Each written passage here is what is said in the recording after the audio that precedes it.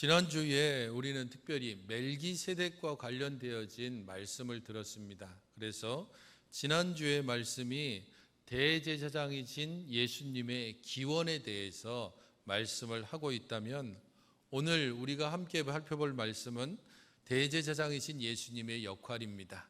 간단하게 지난주 설교 내용을 제목만 살펴보면 이렇습니다.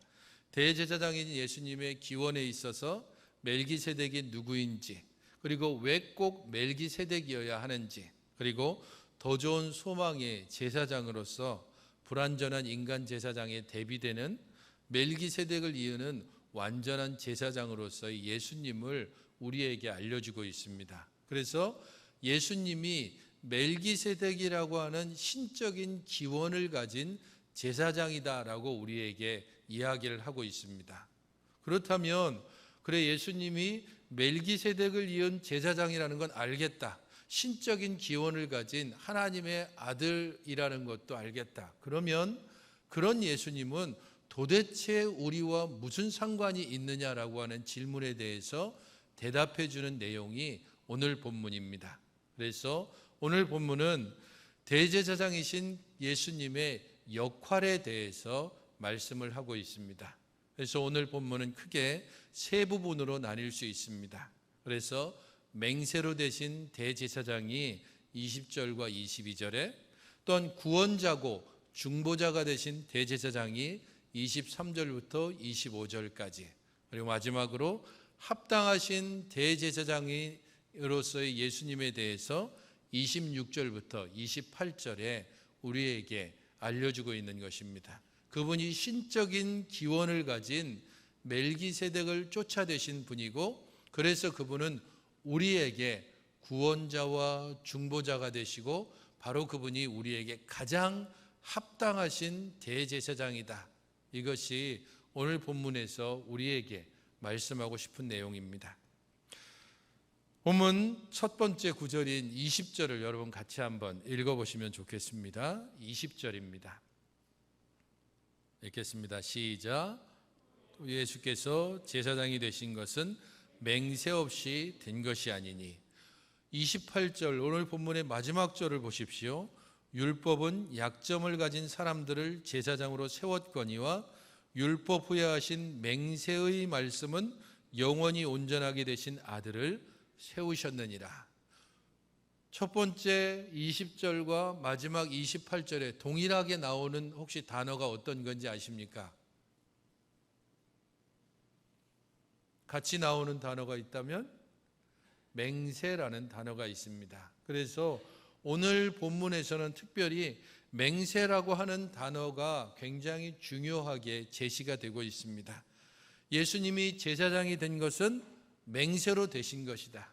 또한 예수님께서 이렇게 맹세로 대제사장이 되셔서 하나님이 온전하게 하신 아들을 맹세를 통해서 세웠다라고 말하고 있기 때문입니다. 맹세라고 하는 것 자체가 어떤 일을 진행하고 또 어떤 일들을 이끌어감에 있어서 보증, 야 내가 맹세해, 약속해, 이런 식으로 우리들이 서로에 대해서 좀 더 신뢰를 가질 수 있도록 하는 장치가 바로 맹세입니다. 그런데 지금 여기에서 맹세하는 대상이 누군가 하면 하나님입니다. 하나님이 맹세를 하실 필요가 있을까? 당연히 하나님은 맹세하실 필요가 없습니다. 어디에서 그것이 나오냐면 6장 13절에 그 내용이 나옵니다. 6장 13절에는 하나님이 아브라함에게 약속하실 때에 가리켜 맹세할 자가 자기보다 더 큰 이가 없으므로 자기를 가리켜 맹세했다라고 말씀하고 있습니다. 아브라함과 언약을 맺는데 아브라함이 하나님 그걸 어떻게 믿어요? 이렇게 말할까 봐 맹세를 하긴 해야 되겠는데, 일반적으로 맹세를 할 때는 더 큰 것, 더 좋은 것을 가지고 맹세할 수밖에 없습니다. 그런데 하나님이 자기보다 더 큰 분이 없기 때문에 자기를 가리켜서 맹세했다라고 말씀합니다. 굳이 맹세할 필요가 없는 하나님이 그래도 굳이 맹세를 하셨습니다. 그 이유를 설명하고 있는데 6장 17절이 그 이유를 설명합니다. 6장 17절에는 하나님은 약속을 기업으로 받는 자들에게 그 뜻이 변하지 아니함을 충분히 나타내시려고 그 일을 맹세로 보증하셨다라고 말씀합니다. 하나님께서 맹세하신 이유는 자기 자신을 나를 좀 믿어다오, 신뢰해다오, 그렇게 우리에게 말해주기 위해서가 아니라 그 맹세의 대상이 되는 우리 때문에 그렇게 하셨다는 겁니다. 왜냐하면 우리들은 항상 연약한 자들이고 죄를 가진 사람이기 때문입니다. 그래서 우리들은 사람들을 쉽게 믿지 못합니다. 누가 우리에게 말하는 것들을 그냥 덮어놓고 덥석 믿는 경우들이 있지만 한두 번 속으면 혹은 사기를 당하면 더 이상 사람을 믿지 못합니다. 그래서 누군가 우리에게 어떤 약속이나 혹은 계획을 얘기하면 그에 따르는 어떤 맹세 혹은 담보물이 있어야 합니다. 그래서 하나님께서 이렇게 의심 많고 죄가 많은 우리들을 위해서 맹세라는 수단을 주셨다는 겁니다. 너희들이 하나님의 나라를 유업으로 받아야 되는데 그 사람들이 믿지를 못하니까, 그러니까 하나님께서 그래, 그러면 내가 맹세하마, 그러면서 맹세를 우리에게 하셨다는 겁니다. 그런데 이 예를 들고 있는데 21절이 거기에 대해서 예로 들고 있는 겁니다. 그들은 맹세 없이 제사장이 되었다. 하지만 예수님은 맹세를 통하여 제사장이 되었다라고 이야기합니다. 그들은 누구를 가리키는가 하면 레위 계통의 제사장입니다. 레위 가문에서 난, 특별히 레위 자손 중에서 아론 가문의 사람들, 그들은 태어나서 일정한 나이가 되고 충분히 제사장의 수업을 받으면 세습을 따라서 제사장이 됩니다. 그 가문에 태어났다는 이유 때문에 그들은 따로 맹세하지 않고도 제사장이 될 수 있다는 겁니다. 하지만 예수님은 하나님이 맹세를 하는 것을 통해서 제사장이 되었다고 말합니다. 이 둘을 서로 대비하면서 누가 더 합당한 제사장이냐라고 하는 것을 예를 들어서 우리에게 말해주고 있는 겁니다. 21절은 그래서 그러한 예를 드는 것에 결론적으로 이와 같이 예수는 더 좋은 언약의 보증이 되셨다라고 말씀합니다. 성경에서 보증이라는 말이 나오면 우리가 이해하기 쉬운 단어로 바꾸면 됩니다. 보증이라는 단어를 우리가 잘 이해할 수 있는 단어로 바꾸면 뭐가 되냐면 담보라고 하면 됩니다. 보증 그러면 담보. 혹시 은행에서 돈을 빌려본 경험이 있는 분이라면 은행에 가가지고 제가 지금 한 10억이 필요한데 10억만 빌려주십시오. 그러면 은행장이 예 알겠습니다 이러고 10억을 내주지 않죠. 10억 빌려주겠습니다. 그러면 당신은 그것을 빌려주는 대가로 무엇을 담보로 제공하겠습니까? 그랬을 때 제 만년필을 담보로 제공하죠. 나가. 그럴 수밖에 없겠죠. 담보물이라고 하는 것은 10억을 빌린다고 하면 그 10억보다도 훨씬 더 비싼 곧 20억이나 30억 정도쯤 되는 것이 담보물이 됩니다. 더 비싼 것을 제공해야만 그것을 담보로 빌릴 수가 있다는 겁니다. 여기서 이와 같이 예수는 더 좋은 언약의 보증 곧 담보물이 되셨다라고 말씀합니다. 더 좋은 언약이라고 이야기하고 있는데 이것은 옛 언약과 새 언약에 대해서 우리에게 알려줍니다. 옛 언약 그러면 항상 시내산 언약이 가장 상징적입니다. 십계명으로 대표되는 하나님의 율법을 받은 이스라엘이 한 나라를 이루는 시작이 되었던 시내산 언약. 그때에는 율법을 통해서 순종하면 복을 받고 거기에 불순종하면 화를 당하게 됨을 하나님께서 말씀하셨습니다. 이스라엘은 율법 아래서 살아야 했습니다. 그런데 그런 율법 아래 사는 이스라엘의 삶이 실패했습니다. 그들은 율법의 말씀에 순종하지 않았고 다른 이방 나라처럼 이방 사람들이 가지는 기준을 따라서 살기를 원했습니다. 결국 이스라엘은 멸망함으로 끝났습니다. 옛 언약, 곧 신에서 언약은 그래서 소용없게 됐다는 겁니다. 그래서 하나님께서 새로운 언약을 세워줬는데 그 새로운 언약의 담보물로 예수님을 세우셨습니다. 신의 산 언약, 곧 옛 언약의 담보물이 율법이라면 새로운 언약, 곧 십자가 언약을 통해서 우리에게 주신 담보물은 예수님입니다. 예수님이 우리 죄를 위해서 죽으셨고 우리를 그 가운데서 다시 살리기 위해서 부활하셨다는 겁니다. 옛 언약은 율법을 지키면 복을 받고 율법을 지키지 않으면 화를 당하게 된다라고 이야기하지만 새 언약은 예수님을 믿기만 하면 그러면 우리에게 구원의 은혜를 주신다는 겁니다. 예수님께 속하면 그 예수님과 함께 죽고 예수님과 함께 다시 살아나는 것, 그것이 바로 새 언약이고 이 언약의 담보물로 예수님이 제시됐습니다.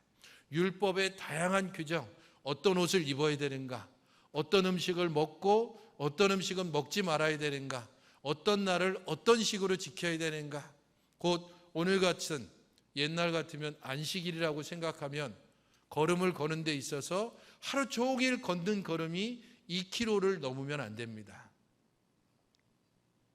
일을 했어도 안 됩니다.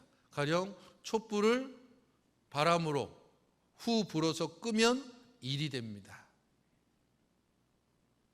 먼지가 있을 때 그 먼지를 빗자루로 쓸면 그것도 일입니다. 율법을 어기는. 그러니까 항상 긴장하면서 살아야 되는 겁니다. 이게 율법에 맞는지 안 맞는지. 옛 언약은 항상 그런 긴장감 가운데 있었지만 새 언약은 예수님을 믿으면, 예수님에 속하기만 하면 그러면 구원을 받는 것입니다. 우리로 하여금 진리 안에 있는 자유함을 주셨다는 겁니다. 그러면 하나님께서 예수님을 담보 삼아서 어떤 맹세를 하셨을까? 6장 14절에 그 맹세의 내용이 나옵니다. 사실상 5장 이후부터 해서 지금 7장까지는 서로 계속 연결되어지는 내용이기 때문입니다. 6장 14절을 보십시오. 이르시되 내가 반드시 너에게 복주고 복주며 너를 번성하게 하고 번성하게 하리라 하셨느니라. 내가 너를 복주겠다. 또한 너를 번성하게 해주겠다라고 말씀했습니다. 이 말씀은 아브라함이 하나님의 말씀을 따라서 이삭을 제물로 바치려고 했을 때 하나님께서 그것을 보시고 이후에 약속하신 내용입니다. 그리고 이 약속은 예전에 6장을 설교할 때도 설명을 드렸듯이 창세기 15장에 나오는 횃불 언약과 또 연결됩니다. 하나님께서 제물을 쪼개놓고 그 사이에 횃불이 지나감으로 통해서 이 언약을 지키는 데 있어서 주체가 되는 것이 누구인가? 내가 주체가 되겠다는 겁니다. 너희들이 약속을 어겨도, 너희들이 연약해서 내 율법을 따라 행하지 못해도, 나의 계명을 너희들이 무시해도, 그래도 내가 너희들을 끝까지 책임지겠다고 하는 분명한 약속으로 보여준 것이 횃불 언약입니다. 바로 그 맹세를 여기에서 십자가를 통해서 분명하게 말씀하시고 이루셨다는 겁니다. 내가 너를 복주며 내가 너를 번성하게 할 것이다. 그러면 구약에서는 복주고 번성하게 하시겠다는 약속이라면 신약에서는 그것이 어떻게 나타나고 있는가? 23절부터 25절이 바로 구원자와 중보자로 번성하게 하고 복주겠다는 약속이 보다 구체적으로 우리를 죄에서부터 구원하시는 것으로, 그리고 우리를 이 땅 가운데서 온전히 살아갈 수 있도록 중보하시는 것으로 보여지고 있습니다. 히브리서를 처음 시작할 때에도 말씀을 드렸듯이 교회의 시작은 구원자이신 예수님의 그 시작으로부터 항상 출발합니다. 교회는 두 가지를 가졌다라고 말씀을 드렸습니다. 곧 구원자이신 예수 그리스도, 또한 우리를 위해 중보하시는 예수 그리스도, 이 두 가지를 통해서 교회는 계속해서 유지될 수 있습니다. 그러므로 우리는 구원자가 되신 예수 그리스도를 먼저 생각해야 합니다. 자기를 힘입어서 하나님께 나아가는 자들을 온전히 구원하신다라고 말씀하고 있습니다. 구원자가 되신다라고 했을 때 이 온전이라고 하는 단어를 생각하십시오. 온전히 구원해 주신다. 완전하게 구원해 주신다라는 뜻입니다. 그냥 불완전하고 흔들리는 구원이 아니라 온전한 구원, 더 이상 다른 것으로 대체할 수 없는 완벽하고 그리고 온전한 구원을 우리 주님께서 주신다는 겁니다. 복음을 전하지 말도록 위협하고 있던 공회 석상에서, 곧 재판장에서 베드로가 예수님에 대해서 하신 말씀이 바로 구원자이신 예수님을 가장 잘 드러내 줍니다. 사도행전 4장 12절에 구원자이신 예수 그리스도를 이렇게 말하기 때문입니다. 다른 이로서는 구원을 받을 수 없나니 천하 사람 중에 구원을 받을 만한 다른 이름을 우리에게 주신 일이 없음이라. 너희들 예수님을 전하지 말라라고 위협하고 감옥에 가두고, 그리고 바로 다음 날 재판장 앞에서 위협하는 사람들을 향해서 베드로가 했던 이 말을 기억하십시오. 다른 이로서는 구원을 받을 수가 없습니다. 천하 사람 중에서 구원받을 만한 다른 이름을 우리에게 주지 않았습니다. 그러므로 나는 예수님을 전할 수밖에 없다는 겁니다. 구원자이신 온전하신 예수 그리스도가 우리에게 주어졌습니다. 또한 예수님은 중보자가 되어주신다라고 말씀하고 있습니다. 항상 살아계셔서 그들을 위해서 간구하신다라고 말씀하기 때문입니다. 항상이라는 단어가 여기에서 중요합니다. 항상 살아계셔서 우리를 위해서 간구하시는 중보자. 로마서 8장 34절이 바로 이 부분에 대해서 우리에게 말씀해 줍니다. 이것은 같이 한번 읽어보시겠습니까? 시작. 죽으실 뿐 아니라 다시 살아나신 이는 그리스도 예수시니 그는 하나님 우편에 계신 자요 우리를 위하여 간구하시는 자니라. 우리를 위해서 간구하시되 항상 살아계셔서 간구하신다는 겁니다. 우리들이 졸 때에도, 우리들이 한눈 팔 때에도, 우리들이 예수님을 잊어버렸을 때에도, 원망할 때에도, 불평할 때에도, 그럼에도 불구하고 항상 살아계셔서 우리를 위하여 간구하시는 예수님, 바로 그분을 우리에게 담보물로 주셔서 우리와 새 언약을 세우셨습니다. 23절과 24절은 바로 거기에 대한 또 하나의 예를 우리에게 들어줍니다. 곧 레위 가문의 제사장은 수요가 아주 많다.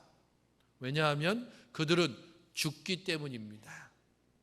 레위 가문에 아론의 자손으로서 대제사장으로 수많은 사람들이 세워졌습니다. 역사적인 기록에 의하면 대략적으로 예수님이 오시기까지 약 90여 명의 대제사장이 있었다라는 기록이 있습니다. 그들은 한 번 세워지면 죽을 때까지 대제사장이 됩니다. 하지만 죽으면 새롭게 대제사장이 세워져야 됩니다. 레위 계통에 사람으로 세워진 대제사장은 끊임없이 바뀌고 바뀝니다. 그들은 항상 살아있지 못합니다. 하지만 24절에 있는 것처럼 예수는 영원히 계심으로 그 제사장 직분도 갈리지 않습니다. 예수님은 영원히 계셔서, 곧 살아계셔서 지금도, 그리고 이전에도, 그리고 앞으로도 과거와 현재와 미래를 관통해서 영원부터 영원까지 우리의 대제사장이 되셔서 우리를 위해서 간구하시는, 우리를 하나님과 연결시켜 주시는 분이라는 겁니다. 그래서 그분의 보증은 그 어떤 것으로도 바뀔 수 없고 대체할 수 없고 가장 고귀한, 그리고 가장 완전한 보증이 되신다는 겁니다. 우리 성도들 중에 노후를 염려해서 어떤 대책을 세우고 있습니까? 아니면 지금 우리가 살아가는 젊은이든지 장년이든지 노년이든지 끊임없이 우리의 살아갈 일들 때문에 이런저런 대책을 세웁니다. 그것 때문에 공부하기도 하고, 그것 때문에 어떤 곳에 투자할까 공부하기도 하고, 또 실제적으로 어떤 곳에 투자해 놓고 끊임없이 이게 제대로 지켜지는지 확인해 보기도 합니다. 어떤 이들은 주식에 투자한 분도 있을 것이고, 어떤 분들은 뭐니 해도 그래도 부동산이 최고야 이러면서 부동산에 투자한 분도 있을 겁니다. 대체적으로 또 그래도 세계적으로 통용되는 건 금밖에 없지 이러면서 혹시 금에 투자한 분이 있을지도 모릅니다. 그러나 주식이든지 부동산이든지 금이든지 혹은 내 젊음을 가지고 혹은 내 지식을 가지고 공부에 투자하든지 그 어떤 것도 항상 불안할 수밖에 없습니다. 시세가 변하기 때문입니다. 금 시세도 변하고 부동산도 오르락 내리락하고 주식은 훨씬 더 롤러코스터 타듯이 올라갔다가 갑자기 완전히 떨어지고 그것 때문에 항상 불안할 수밖에 없습니다. 그러나 우리의 담보물인 예수님은 그렇지 않다는 겁니다. 우리의 담보물인 예수님은 시세에 따라 변하지 않습니다. 그는 영원부터 영원까지 항상 살아계신 분이기 때문입니다. 그래서 예수님을 통해서 우리를 구원하신 이 구원이 분명하고도 완전하고도 변하지 않는 확실한 구원이라는 사실을 우리에게 알려줍니다. 우리의 담보물이신 예수님이 지금 항상 살아계시기 때문에 우리를 위해서 간구하시는, 곧 우리를 위하여서 섭리하시고 이끌어 가시는 예수님의 이 이끌어 가심은 우리에게 완전한 평안을 주신다는 것입니다. 사랑하는 성도 여러분, 예수님이 우리의 구원자요 중보자가 되신다는 것, 그것을 그러면 어떻게 신뢰할 수 있습니까? 사람은 죄성을 가지고 있기 때문에 끊임없이 의심하며 질문할 수밖에 없습니다. 구원자고 중보자 되심을 알겠습니다. 그런데 진짜 신뢰할 수 있을까요? 그 질문에 대해서 어떻게 답하고 있습니까? 26절입니다. 이러한 대제사장은 우리에게 합당하니 거룩하고 악이 없고 더러움이 없고 죄인에게서 떠나 계시고 하늘보다 높이 되신 자라. 이러한 대제사장이 우리에게 가장 합당하신 분이다. 주식도 부동산도 금도 그 모든 것도 합당하지 않습니다. 우리를 잠시 평온하게 할 수 있고 기쁘게 할 수 있고 잠시 행복하게 할 수는 있지만 그것이 영원으로 이어가게 하지는 못한다는 겁니다. 이 제사장만이 우리에게 가장 합당합니다. 왜냐하면 그분은 거룩하시기 때문입니다. 곧 하나님께 완전하게 헌신된 신실하신 분이라는 사실을 우리에게 알려줍니다. 빌립보서 2장 6절부터 8절은 그런 예수님의 하나님께 헌신된 신실함을 이렇게 표현합니다. 세번역 성경을 통해서 보게 되면 그분은 하나님의 모습을 지니셨으나 하나님과 동등함을 당연하게 생각하지 않으시고 오히려 자기를 비워서 종의 모습을 취하시고 사람과 같이 되셨습니다. 그는 사람의 모양으로 나타나셔서 자기를 낮추시고 죽기까지 순종하셨으니 곧 십자가에 죽기까지 하셨습니다. 그는 거룩하신 곧 하나님께 완전하게 헌신된 신실하신 자기를 죽기까지 십자가에 내주신 분이기 때문에 우리에게 합당합니다. 두 번째 합당한 이유는 악이 없다라고 말하고 있습니다. 우리를 구원하실 자격을 갖추고 있는 악이 없는 분이라는 것이라는 겁니다. 히브리서 4장 15절이 바로 예수님의 이 부분에 대해서 말씀합니다.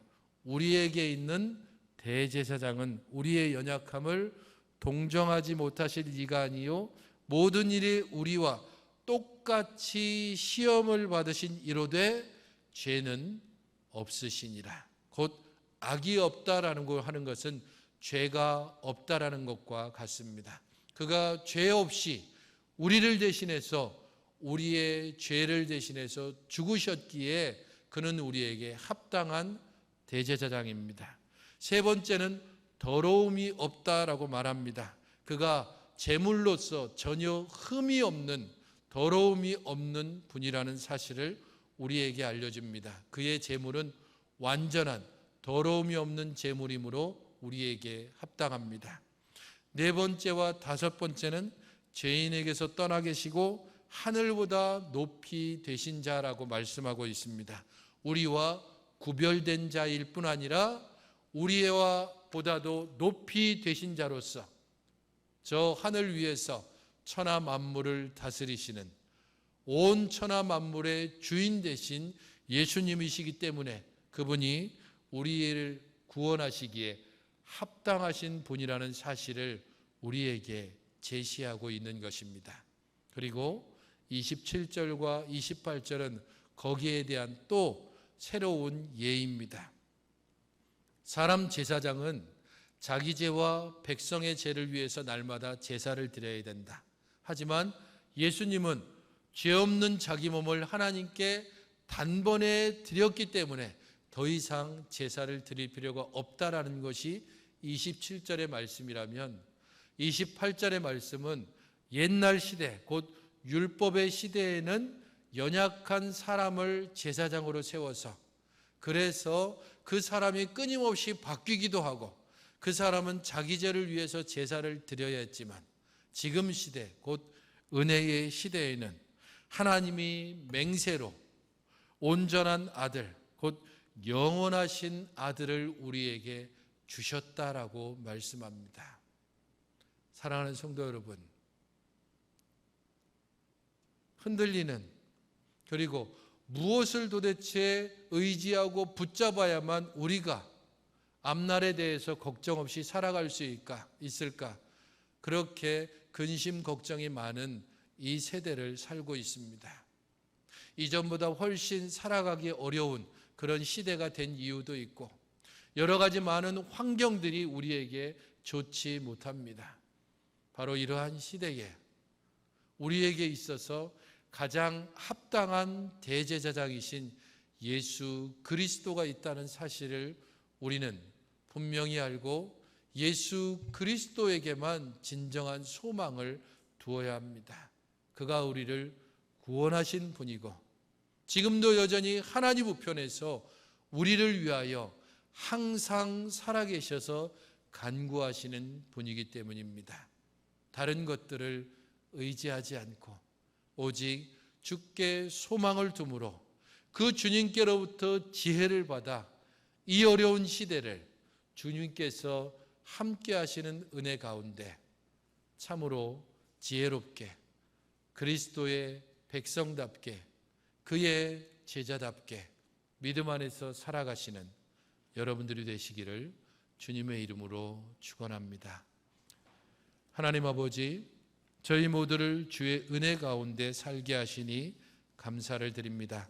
주님을 더욱더 의지하고 바라보며 이 땅 가운데서 오직 주님 때문에 살아가는 참된 소망을 날마다 고백하며 살게 하여 주시옵소서.